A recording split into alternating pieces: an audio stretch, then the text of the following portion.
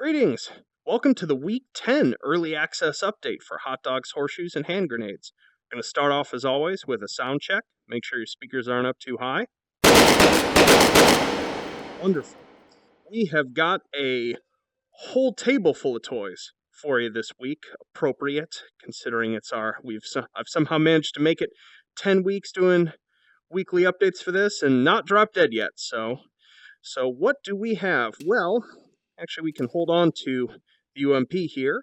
Our main addition this week is a modular rail system, which affects basically every weapon that has Picatinny rails, as you see here. So what can we mount to our new firearms? So let's start small and simple. Here's one of our pieces. This is a red dot sight. Basically, to attach any sort of rail attachment to a weapon, we simply have to place it over the rail. We want to make sure it's pretty close to it, and then click down the lower quadrant of the touchpad in the hand holding the given attachment. So we can click there, and we've now mounted that attachment onto the firearm. So let's pull that up and put ourselves back on semi. As we can see, we now have this wonderful red dot, pretty much where our firearm's aiming. Now, unlike, say, red dot sights in most traditional FPS games, where the dot is always over exactly where the round is going to strike, these are projected essentially at a fixed distance from the weapon, either by default at infinity or a certain number of meters out. However, unlike their real-life counterparts, we can change that easily by simply hovering over the given attachment, holding down the trigger, and then clicking left or right on the touchpad to change the distance that it is zeroed at. So here at 5 meters, seeing as we're at 15 feet here, we can see that we end up hitting pretty much exactly where the dot is. Whereas if I were to set this out at 50 meters, shooting quite low. If I were to set it back here to 2 meters, shooting high. So yeah, so always make sure that you have your attachment zeroed at about the distance that you intend to shoot at. Or as you'll see me do later with the new rifle, you can always have several on it. So in addition to a red dot sight, we have our holographic style sight. It gives us a more complex reticle. These are really useful, especially once you get used to sort of how high or low they shoot at a given 0 point. You can sort of aim with the center dot at certain ranges, aim with the bottom of the reticule at other ranges. This becomes all the more important. Let's pop that further forward when we grab one of our amplifiers. So this is a 3X. Can mount it right here. This is not like the M4 scope that's been in here so far. That's basically gone. And instead, thanks to a good friend of mine, Arthur, we have an entirely new amplified optics system here, which tries to emulate some but not all of the optical properties of using an actual scope. So we have to, as you can see here, we have to be lined up with where it's pointing. And you can see the FOV, the sort of perceived FOV changes with distance. And we also get some nice edge blurring occurring as well. And we can naturally see the sort of hollow sight reticule through the amplifier.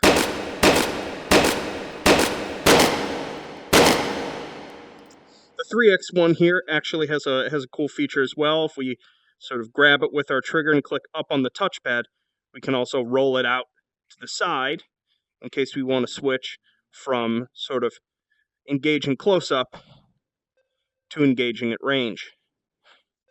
So much fun.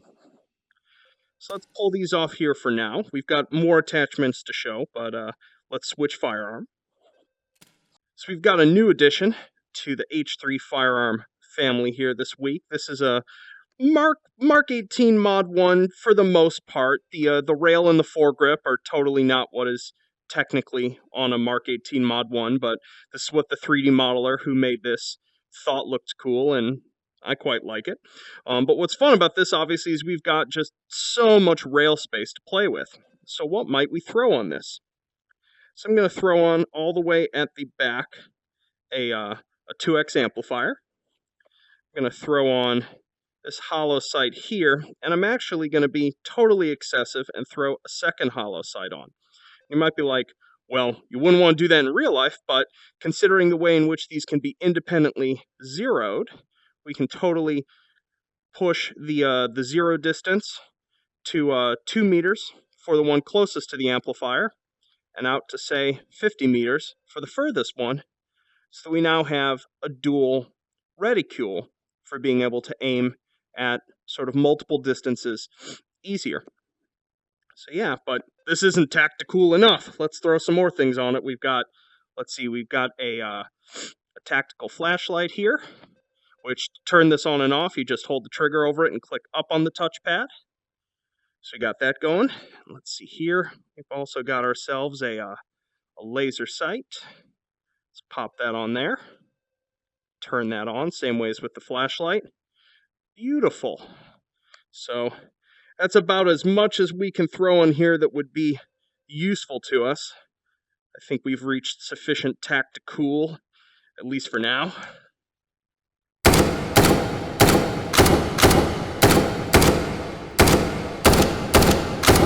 Super fun. Oh, wait, no, we haven't. There's one more thing we can do to make this even more ridiculous. Let's drop that mag out. Boom!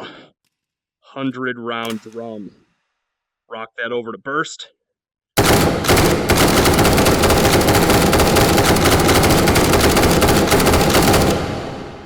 Positively excessive.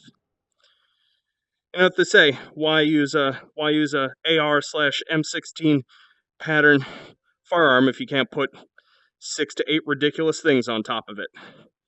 So yeah. So beyond that, we actually have only one attachment for handguns. These aren't in real life, obviously. If we wanted to mount, say, a red dot directly onto the top of this slide, we wouldn't be able to just snap it on and off. But for the convenience of play, it's what I'm letting you do. This on almost all handguns function this way now.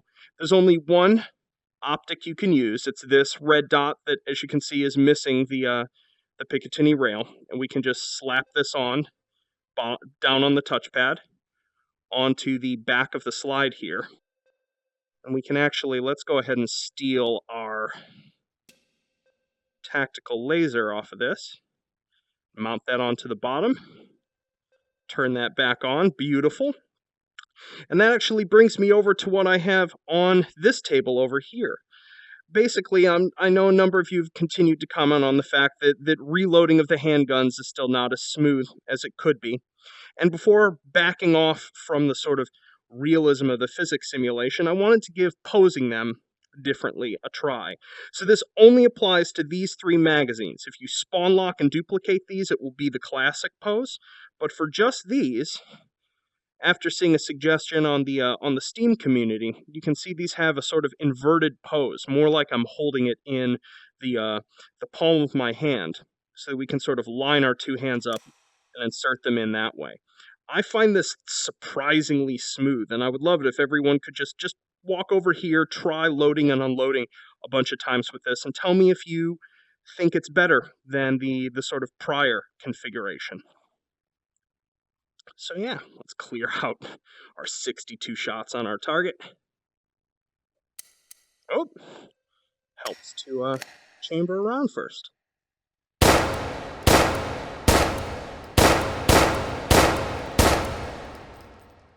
Aim diffuse and underbarrel laser there. Wonderful. So there you have that. Oh, and one last optic we also have a 4x32 Acog here. Oops, and there I go dropping it. I'm dropping it again. There, now that we have finally affixed this correctly,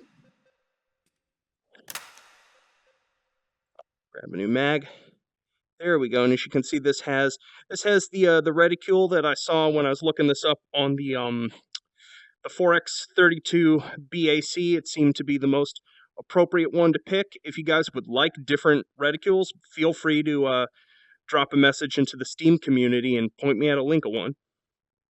Personally, I like this one.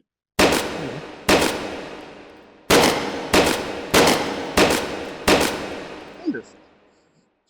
So yeah, hope you enjoy those. You can affix these to the M4, the Mark 18, the UMP, and both shotguns. And obviously, as I continue to add firearms down the line, I'll be making sure that as many of them as possible have rail attachment mounts.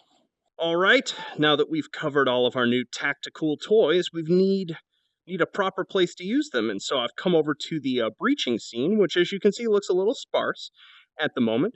And that's because I've rebuilt a couple things for it. So let's start out and get ourselves a simple firearm to play with. Let's load up our trusty Glock. So the way this works is that we first off have a new teleportation experiment for you to try. The traditional teleportation on the touchpad menu works just inside this area here in case you need to come over to the table to set up a firearm or use the weapon spawner if you have a really small tracked range, but it doesn't function outside of that. And the reason for this is that I've implemented a waypoint gaze-based teleportation system. The way this works is that the button that's above your touchpad here, this little one right here, is now your teleport button. Note that you don't have to point your hand at anything for this to work. Instead, waypoint selection is based upon where you're looking. When you hold the button down, every valid waypoint within range will become this semi-transparent ball in the sky. And when you look at one, you'll see this sort of radial indicator count up, which, when it's filled all the way up, it is a valid teleportation location. Note that you need line of sight from the head to it for it to work, and that you can, say, block this with an object or if there's a piece of debris. But you have to be within about 25 degrees of looking at it for it to activate. Also, you'll notice that there's this semi-transparent representation of your head and hands, hi, ghost me, that shows up, that gives you an idea of where you're going to be standing relative to the new waypoint when you arrive at it. So let's actually teleport around quick. Boom. Select that one. Boom. Boom. Let's find one. There we go. Wonderful. Etc.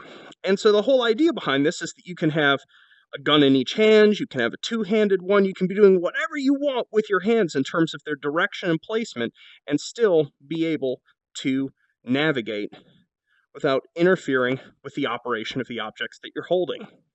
And so to fully test out this idea and see how you guys like it, you can either just say spawn the hot dog targets. It will reset all of the destructible stuff. You no longer have to reset the scene if you'd like to run through the breaching area again. So we can totally just go about our day. You can still use these, so you can still pull yourself around and or use the teleport in any combination that you like. Hi, Mr. Hot Dog Man. And continue through the course. However, if you'd like something slightly more structured, slightly more competitive, let's head back to our item spawner. You can hit this button here, begin IPSC sequence. Note, the timer will start going as soon as you hit that button with your hand. So if you want to do this, make sure you're fully equipped, everything's in your quick belt slots that you want.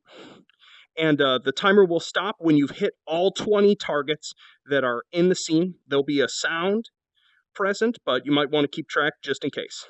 So here, I'm gonna start this. Boom. And we now have IPSC style targets. The way these work is that they only register the first impact. You can continue to shoot at them, nothing happens. It's simple scoring based on first shot.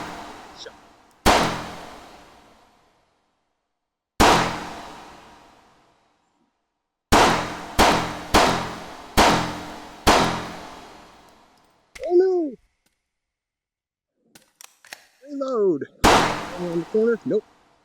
Back over to the stairs.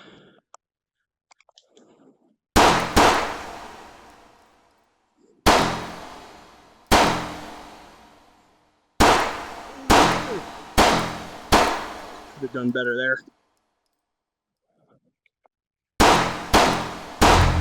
Boom. We finished the sequence.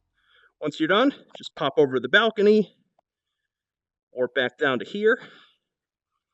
And we can take a look at, there's our target score, which is out of 100, the time that we took to shoot all 20, and then the final score, which is basically just a penalty based upon how not perfect you did at shooting all of them. So yeah, so give this a shot. Tell me what you think.